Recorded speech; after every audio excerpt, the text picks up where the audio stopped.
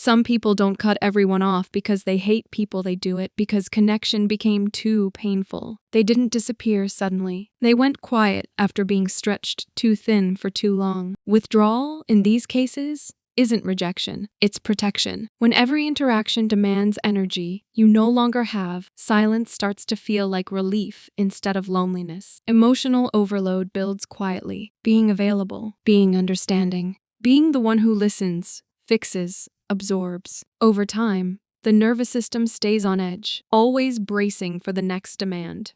And when rest is never respected, the body looks for the only space where it can finally exhale. That's when solitude begins to feel safer than connection. Not because people are bad, but because constant closeness became overwhelming. Silence offers something conversations no longer could: calm. Distance becomes a shield, not a wall. A way to survive when staying open feels like slowly disappearing. At first, being needed feels meaningful. You're the reliable one, the listener, the fixer. But over time, that role becomes heavy. Emotional labor turns constant. You hold space for everyone else while no one holds space for you. And because it's invisible, it's rarely acknowledged. Burnout doesn't arrive loudly. It settles in quietly. Like fatigue you can't sleep off. Saying no should have been enough, but it wasn't respected. Boundaries were questioned, negotiated, or ignored. Each time you tried to protect your energy, you were made to feel guilty for it. So you kept giving. And each time,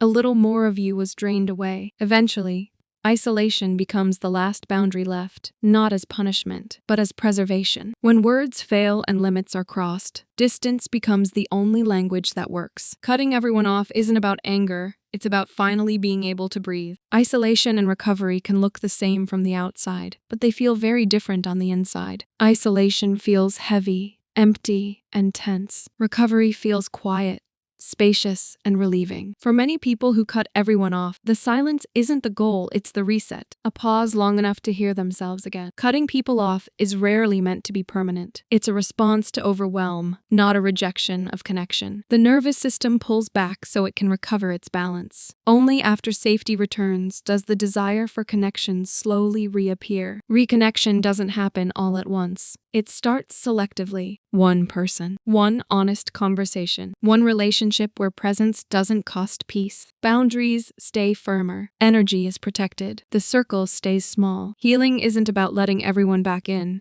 It's about choosing connection that doesn't drain you. And this time, silence is no longer armor. It's simply rest.